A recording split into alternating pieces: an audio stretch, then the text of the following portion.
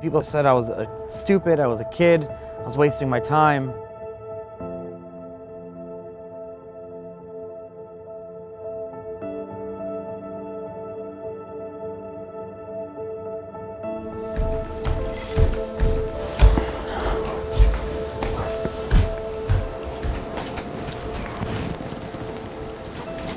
I can't reach that thing.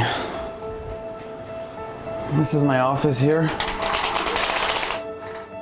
I started off by having a company that enabled people to buy and sell Bitcoin very easily. Everyone laughed at it. They didn't take it seriously. I would go to investors and try to raise money from them, and they would laugh at me and say, that's dumb. What are you doing? All the time. I didn't want to give up because I had something really interesting. I had something really crazy. And so I kept trying and trying and trying, and finally people started taking it seriously.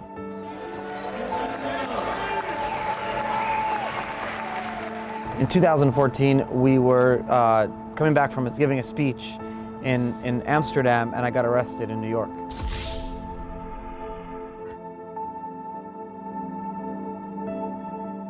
Good morning. Charlie, nice to meet you. 这是 Charlie Schran， 来自纽约，大学还没有毕业就创立了自己的公司——比特币交易平台 BitInstant。These are some magazines that I was in Forbes and in Fortune magazine. 这让他名利双收，也让他在25岁时跌至谷底，成为阶下囚。但他的人生还在比特币的世界里继续着。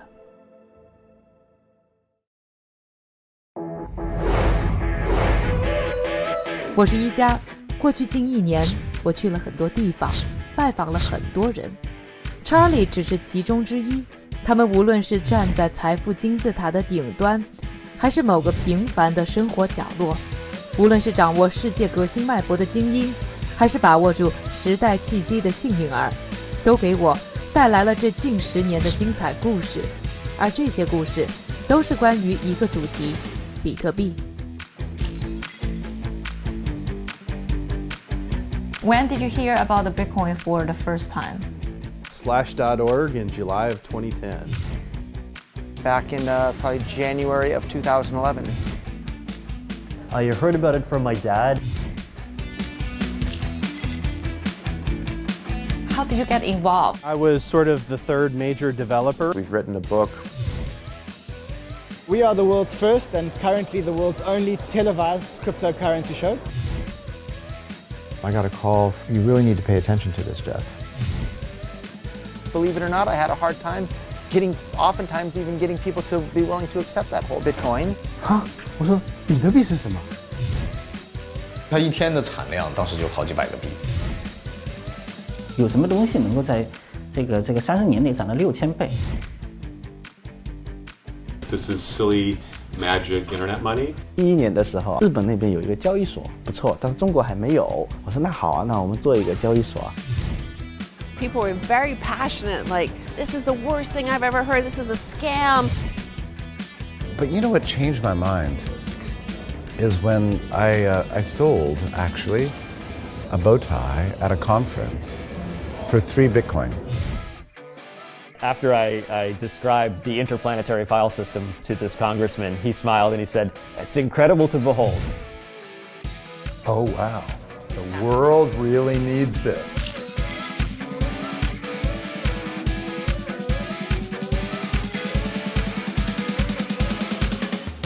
Wow, it's finally here.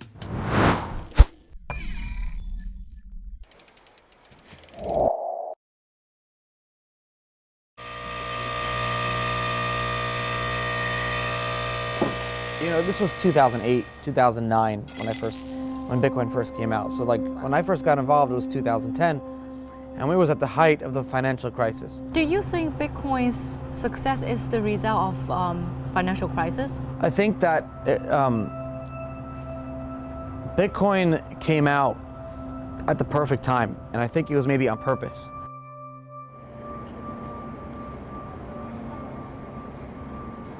2008年9月，雷曼倒闭时刚入行的我，报道的第一个大事件，也是我第一次直面金融行业的脆弱。有人测算，这场金融危机造成全球的经济损失高达15万亿美元。2008, the financial system showed that it has very fundamental problems. 就在这一年，一份来历不明的白皮书问世了，孕育了不同于现有金融体系的新物种——比特币。我一直很想知道，选择这样一个特殊的时间点到来，难道仅仅只是偶然吗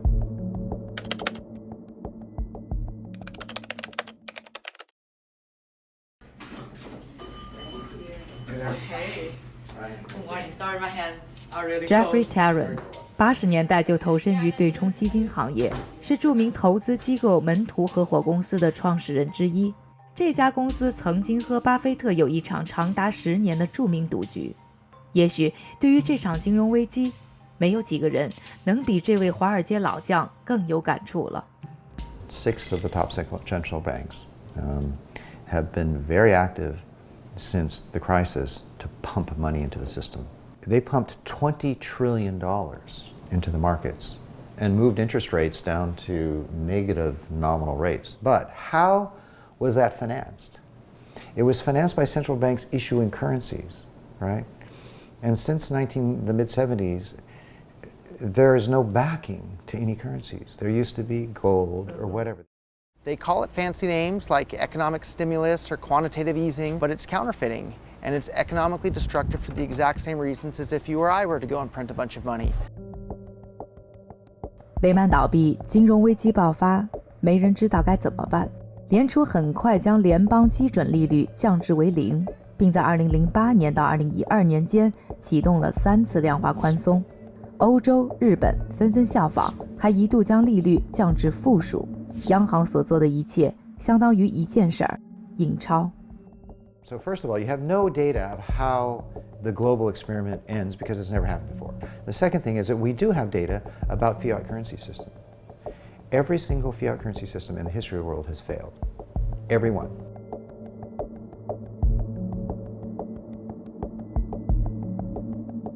I think the world is looking for an alternative currency. If you look at the Edelman Trust Barometer, where every year they measure the degree of trust, this is mainly in the United States, trust in American institutions by the population is at an all-time low. People don't trust companies, governments, they don't trust the media, they don't trust any people with power or any leaders. The world needs new models of trust.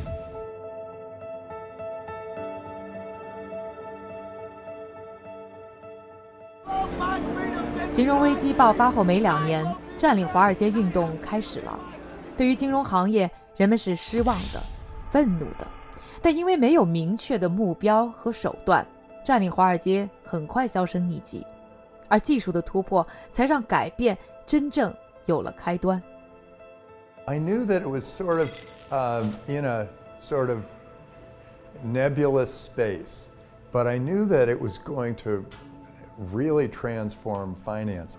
Bitcoin is a compilation of a bunch of technologies. It was a huge and historic breakthrough. It's the first change in the accounting system since the Medicis 500 years ago. This redefines accounting with a distributed ledger. It's the first invention for 500 years.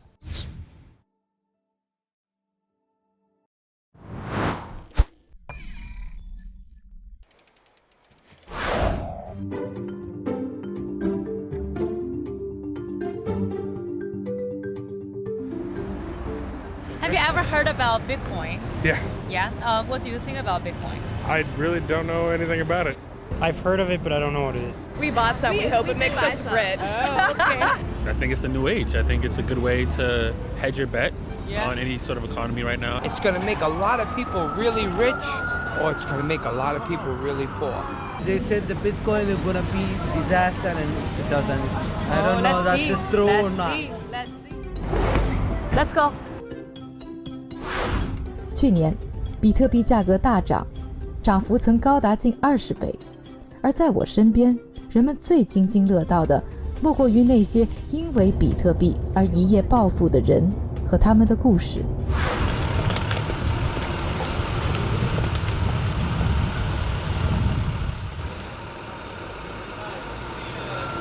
Yes, yes. I'm Eric. Oh, hi. Yeah, yeah. Hey. Hey, nice to meet you. Sorry about the Nice to meet you. confusion. Okay. Yeah, now we are here. Let's go. 这个小男生叫 Eric， 我最早是在 YouTube 上发现了他的演讲，不知不觉地开始追踪他的各种信息。I'm Eric Finman. I'm 19 years old. I'm one of the youngest Bitcoin millionaires in the world. 对他，我的心里充满了好奇。Sometimes, yeah, you can look around there. So this is the new apartment. Okay. Looks nice. I was just like 12 years old 7 years ago. My grandmother, very nice of her, she gave me $1,000, which was supposed to go to my scholarship fund, my college fund, my university fund. And it did not go to my university fund. It went to Bitcoin. In 2011, I bought Bitcoin at about $10 to $12. I have 401 Bitcoins. And then now it's at, $15,000 to $20,000 now. Made a lot of money off of it. I actually dropped out of high school to launch an education company. People joke our family is like the Elon Musk version of the Kardashians. So I come from a very smart family. My parents didn't really know what I was doing. I taught my parents kind of what Bitcoin was. They did believe me, absolutely. And I'd say my friends and I, we kind of went on different paths. Some of them are, they went to college or university. Some of them just got jobs around town. But it's, I've become a little bit of a legend over there, I think. I don't know. A legend, a story. Want to do another shot? Yes, another shot. For Bitcoin. For Bitcoin? Yeah. I'm my own role model.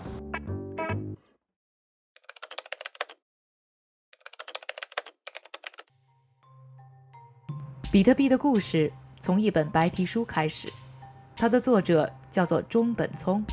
我想要寻根溯源，但中本聪依然下落不明。Slash.org, the News for Nerds website, and that's where I first met Satoshi, the anonymous inventor of Bitcoin. He was very active, but he was only available online, so I corresponded through private email and over public internet forums. Nobody knows what he looks like. Nobody knows what he sounds like. 中本聪从未公布过自己的真实身份。Jeff 作为早期最重要的几个比特币开发者之一，和中本聪却有些交情。There's a text console chat program called IRC. We also use internet forums, and it's all over email, over internet chat, internet forums, is you send a software change called a patch. As Satoshi says, yes, Jeff, you may submit changes, I will review them, and then incorporate into the Bitcoin software. Why he's so quiet now? Well, the speculation was that Bitcoin got popular and he is probably a multi-billionaire at this point. Probably valued his personal security, his personal privacy. Back in those days, we didn't know if governments would like Bitcoin, not like Bitcoin, want to arrest and put Satoshi in jail. We just didn't know. It still remains a mystery. 比特币白皮书问世快10年了。关于中本聪是谁的猜想，却从没有得到过证实。I was totally fooled by a fake Satoshi who came and tried to create a new coin with me because he said, "Oh, Tim Draper, you're the one who's been promoting my coin for all this time. I am going to create a better coin and a new coin. I'd like you to help me with it." And I got totally sucked in. And that was enough for me to put up the red flag. And why he is anonymous? If I invented the new platform for commerce for the world, and that brought me huge, massive wealth, I might want to keep that quiet. Satoshi Nakamoto's up there, and one of the true greats of human history up there with, Isaac Newton and Thomas Edison and people like that. He deserves to have his privacy. He deserves whatever it is that he wants out of life.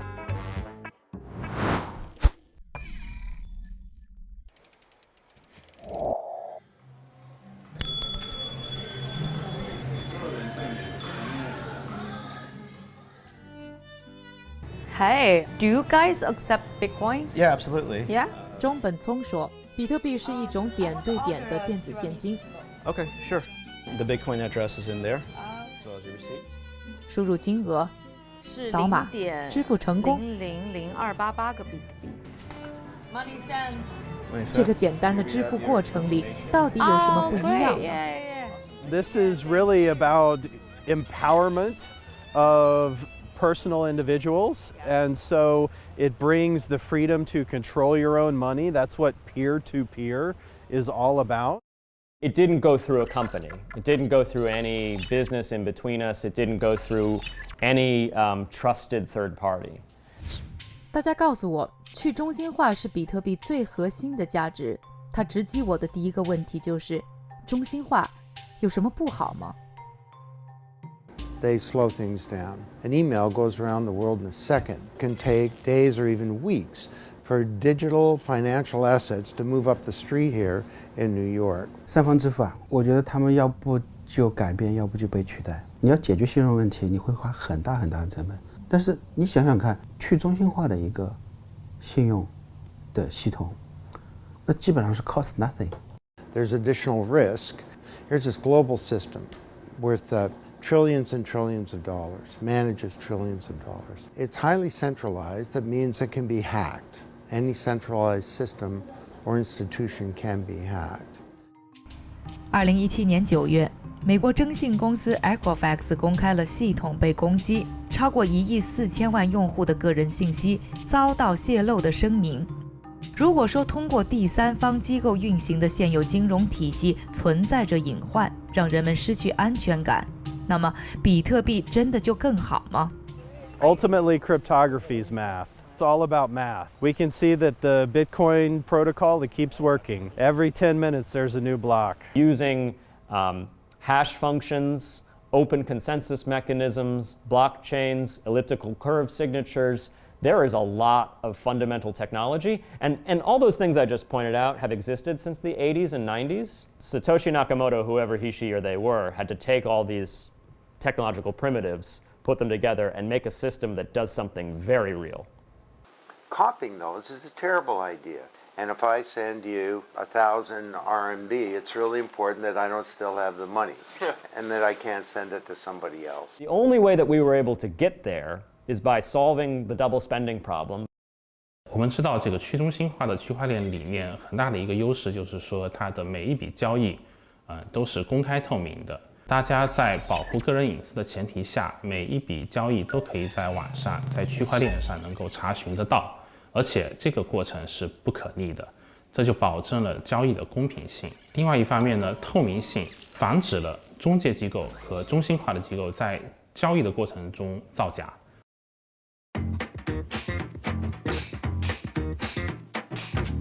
So when I send a transaction to someone else, that transaction is in an area of the Bitcoin protocol. In order to be a participant in keeping the ledger, you have to solve this difficult math equation. And that's what uses electricity, and that's what takes 10 minutes. When that puzzle is figured out first, you get to take those transactions and put them in a block. And if you do that now, you get 12.5 Bitcoin reward. That's the income that miners are compensated with to help secure the system. And so miners are paid in Bitcoin to secure Bitcoin. I know that sounds circular, but that helps align incentives so that miners, they want their Bitcoin to be valuable, they want their income to be valuable.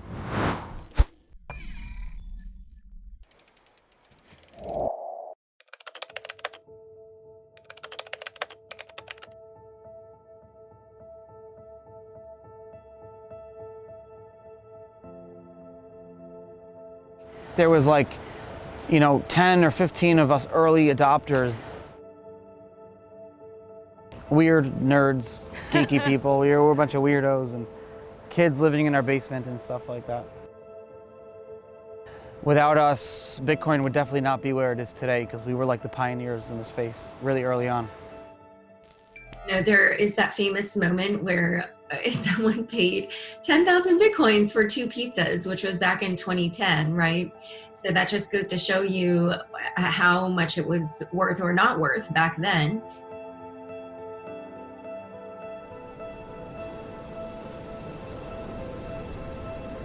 And I started a company. It was called BitInstant. We allowed people to buy and sell Bitcoin really easily. The company was very successful. The company was doing over $1 million of volume every day. How old were you? 19 or 20. How much money did you make at the moment? Good amount. It was crazy. I would walk around and act like I was the king of the world. And then 2013 was kind of the real first year where the price appreciated to a point where there was a lot more mainstream media attention. We saw Bitcoin break 1,000 that year. It went as high as 1250 even on some exchanges. 比特币的定义是一种点对点的电子现金系统，与法定货币相比，它确实是一种颠覆，一种打破。法定货币由国家央行发行，而发明比特币的中本聪是谁，我们都不知道。又是什么赋予了它价值呢？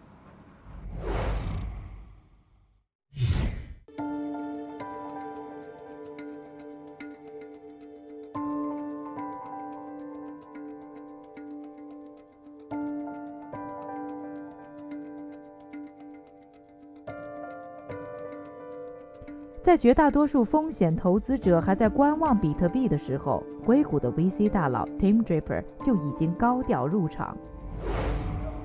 在投资生涯中相中过 Hotmail、Skype、百度、Tesla 等明星企业的他，又是怎么看待比特币的价值呢？ It's the same underlying thing that justified the value of carrying around shells and trading shells for food, or trading art for gold, or gold for housing, or whatever. Each time there was another level of abstraction that came where people went from gold to the promise of gold. And then they went from the promise of gold to the promise that a government would pay them back and honor the money.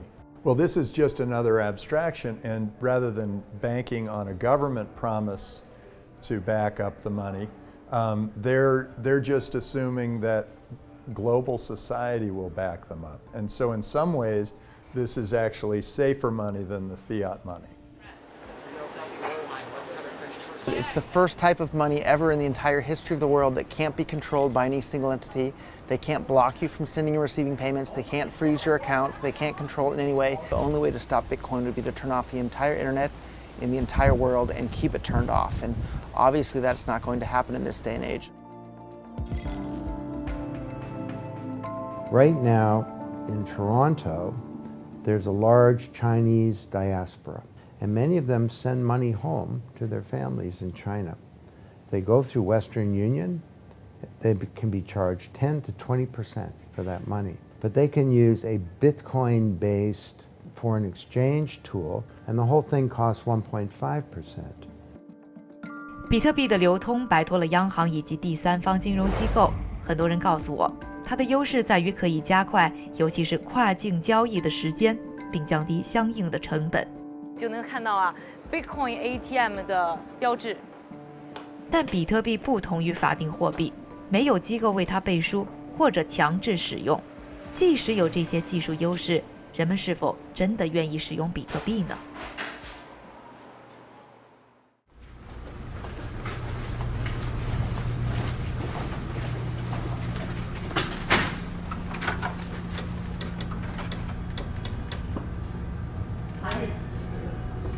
？I'm here for an interview. Like I interview the founder here. Oh, hey, how are you? I'm Bianca. Hey, nice to meet you. Nice to meet you. Yeah, nice to meet you. 美国旧金山一家帮助购物网站接受比特币支付的公司 Snapcard 成立于2013年。他们曾经单月处理比特币购物的交易量达到650万美元。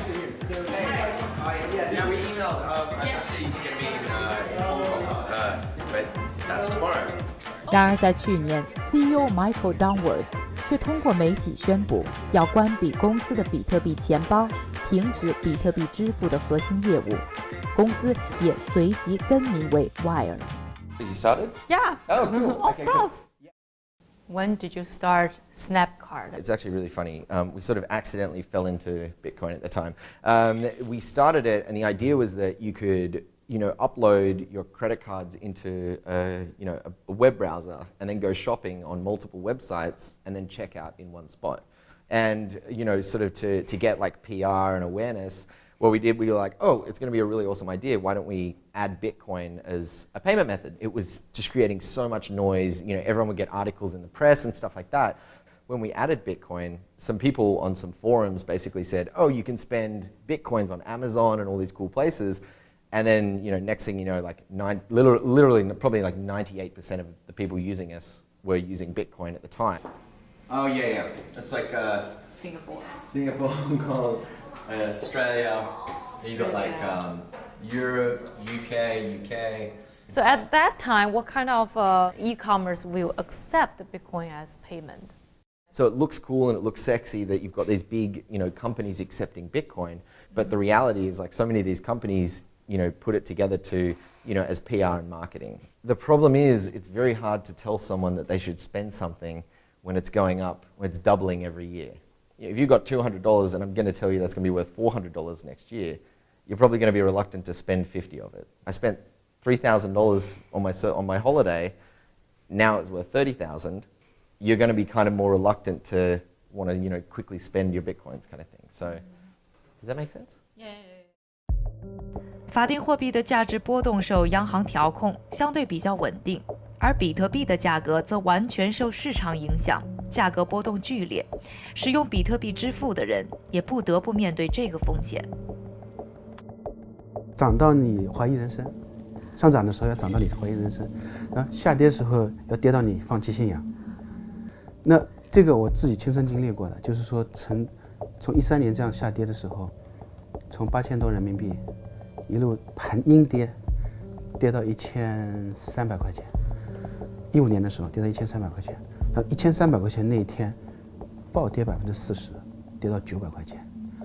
你如果经历这个的时候，900块钱的时候，你放弃信仰吗？我差点就放弃信仰了，很多人在那天放弃信仰了，卖掉了。那个阶段的话呢，整个很多矿场哀鸿遍野，很多矿场不得不甩卖、关门停产。因为我们其实投资了很大，但实际上的话呢，亏了。整个行业大家都不知道未来是什么。Unfortunately, after that, there was the big Mt. Gox hack.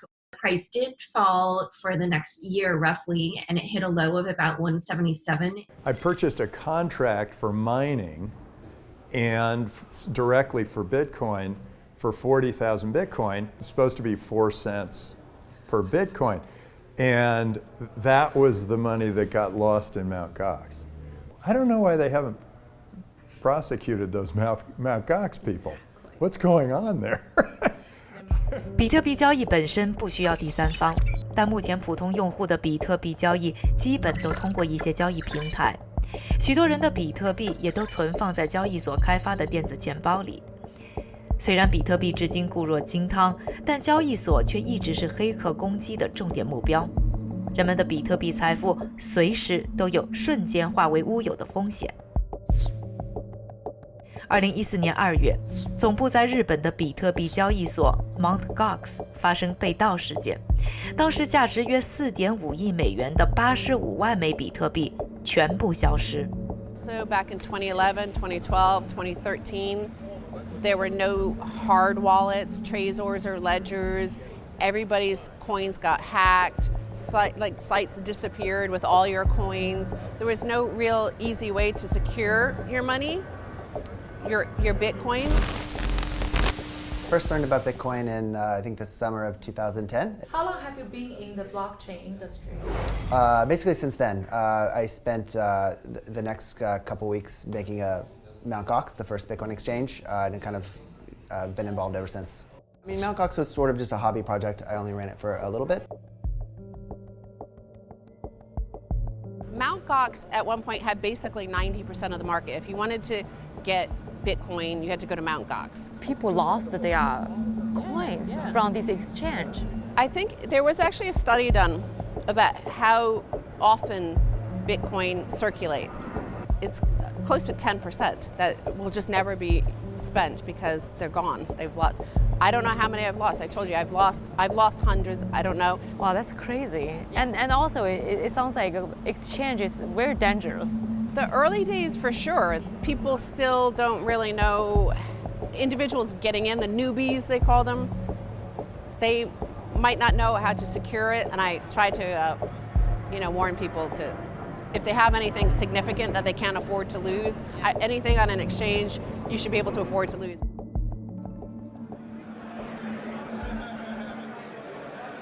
在一次区块链行业会议上，我遇到了美国数字资产交易平台 Kraken 的 Austin Alexander。他告诉我，直到今天，安全性仍然是所有交易平台的第一大挑战，但前途未必不乐观。The company started in 2011. The founders were asked by Mt. Gox to audit the code base after the first hack of Mt. Gox, which was in 2011. Seeing that all the liquidity in this market was inside of an institution that was basically a joke, the founders decided to create a new Bitcoin exchange and spent a couple years working on the infrastructure before opening it up to the public.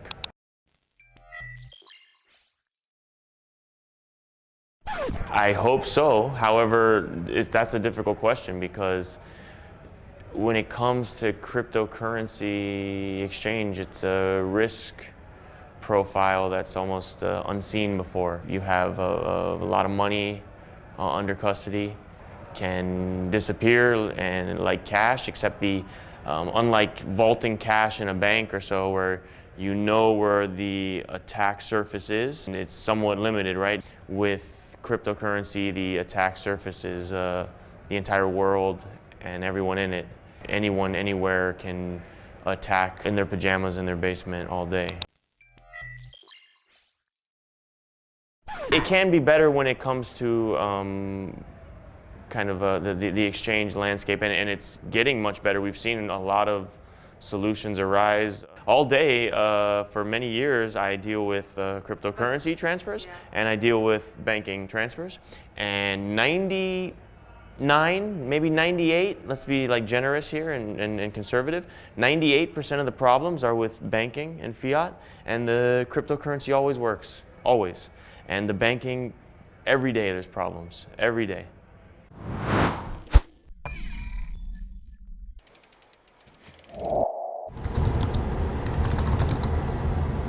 Let's see what happens. This is a war right here. You got really successful in the circle, and something happened in 2014. What happened? In 2014, we were coming back from giving a speech in Amsterdam, and I got arrested in New York. I was on house arrest. I went to prison for 1 year. I was crazy. I was surprised, and I didn't know what was going on, and it was just, it's like you're on a cloud. You don't really know what's going on. It's very scary.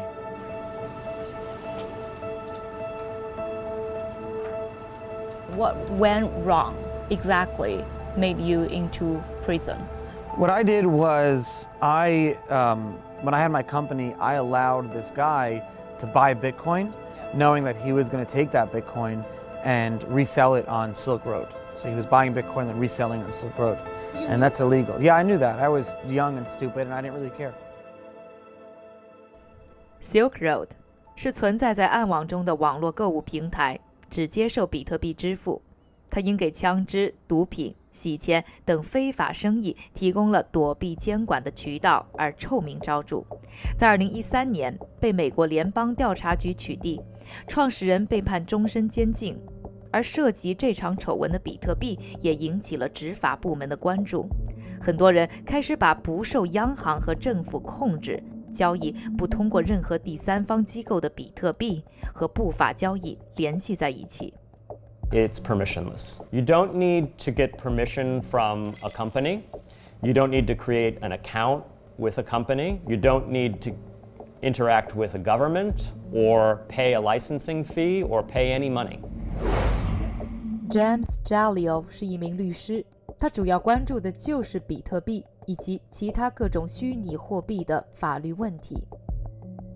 When did you get into legal practice of cryptocurrency and Bitcoin? That was 2010. From the beginning, as soon as I read about it, I realized that people were going to have legal issues and legal questions. The very first get to Bitcoin came from a person who wanted to buy something Bitcoin who was afraid to do it because they thought he was doing something illegal. But some criminals are using Bitcoin. Criminals are using US dollars as well. Criminals use anything that will avoid the law. The fact is, criminals are criminals, and they'll be with us for all time. But do you think Bitcoin is make it easier for criminal to use because it's hard to track? I think it's actually easier to track than dollar bills. $100 bills are actually impossible to track ever. Bitcoin, the transaction will always stay on the blockchain forever, everybody to see. The only thing is I won't know who opened and closed the wallet. But that transaction is recorded forever on the blockchain. It's easier to track for government and for law enforcement to track a Bitcoin purchase than it is for a $100 bill purchase. $100 bill is truly anonymous. Blockchain is not anonymous. The ownership is anonymous, but the transaction is recorded for all time.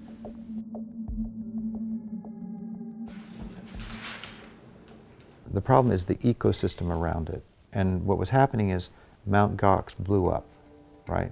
So everyone was saying, oh, this Bitcoin is a fraud, right?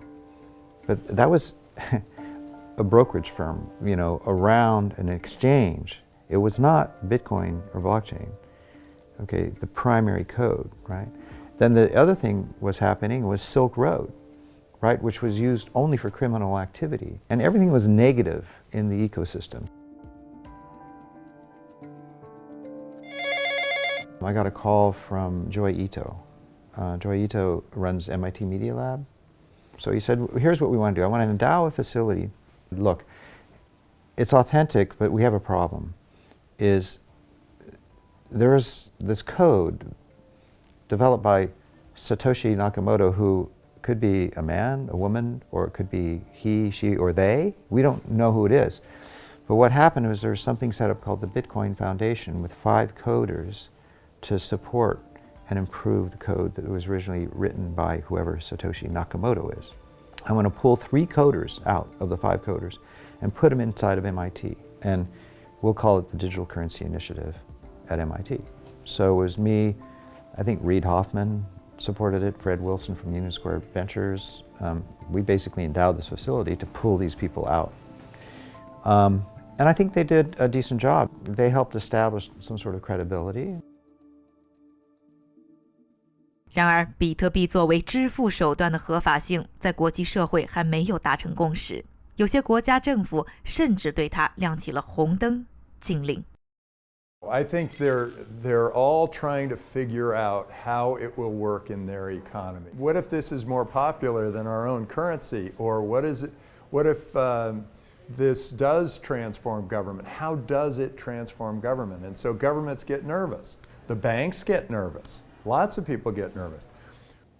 I've heard governments say, we need to defend our national currency. No, you don't. The fiat currencies of every country are completely safe. They will never be overtaken by Bitcoin. I'd be very surprised in China if Bitcoin or any other digital currency got to be 1% of all transactions in the country. There is no need to defend your national currency. But this technology is so important. It is the equivalent of the internet dropping into our society. And I think that's what governments all across the world are struggling with. They know they're in competition with each other, and they're trying to figure out whether they can both keep sort of a semblance of their existing government, but at the same time allow this new technology to come transform their world. Because the world's really going to be transformed, and it's a matter of which governments get it. And the governments that get it and encourage Bitcoin to come to them I think will be big winners in the next generation.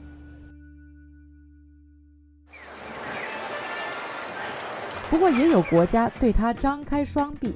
去年，日本承认了比特币为合法支付手段，并以取消消费税的方式积极推动比特币的使用。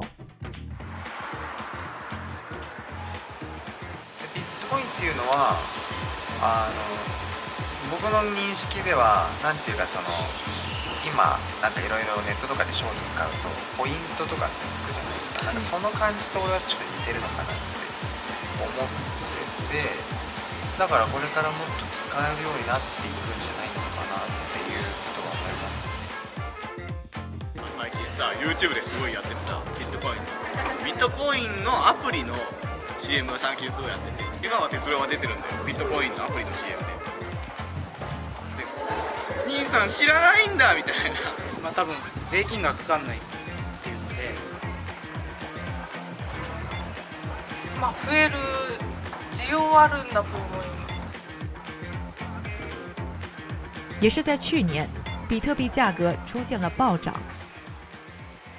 The volatility actually of the asset even decreased through 2016, and then it was 2017.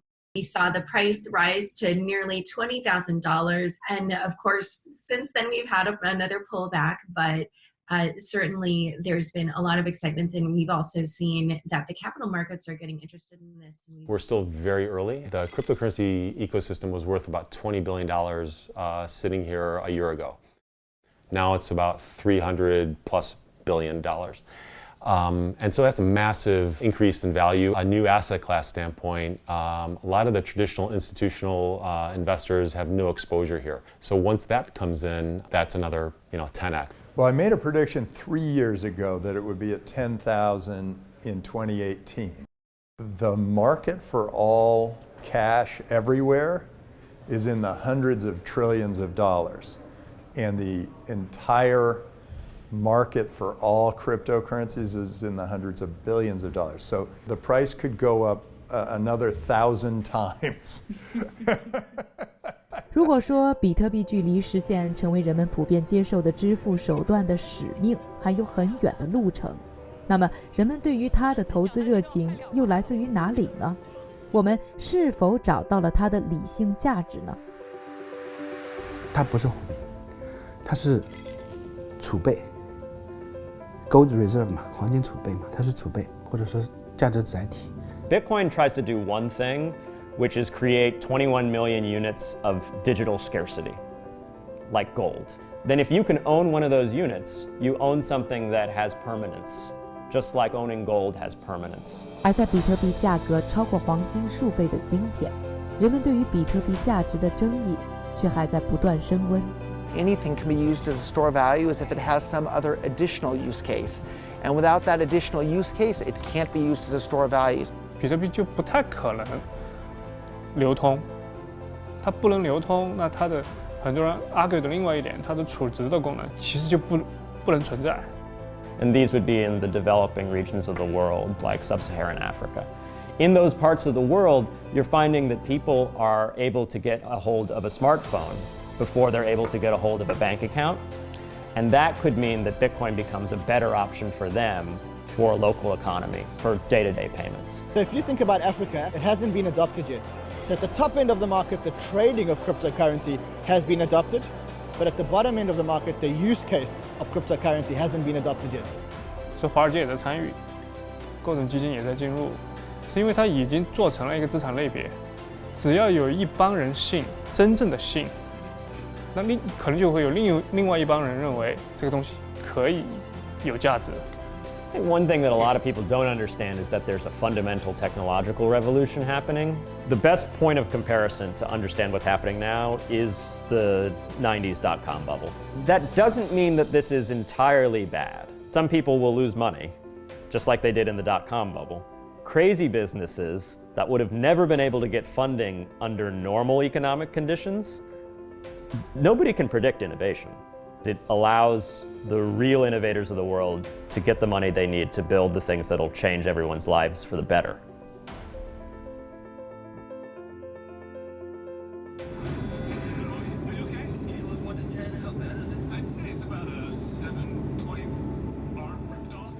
在探寻比特币价值的旅途中，我听到了各种不同的答案，收获很多，但产生的疑问更多。尽管如此，今天人们对于比特币的期望依然很大。比特币诞生将近10年了，它还在不断地遇到新的问题和新的挑战。它的未来到底在哪里？带着这些问题，我又踏上了新的旅程。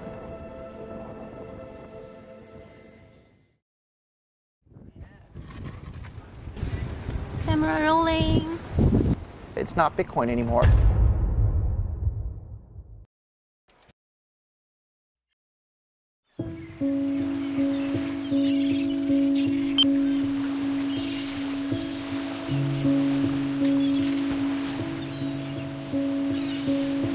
I heard you have a nickname, Bitcoin Jesus.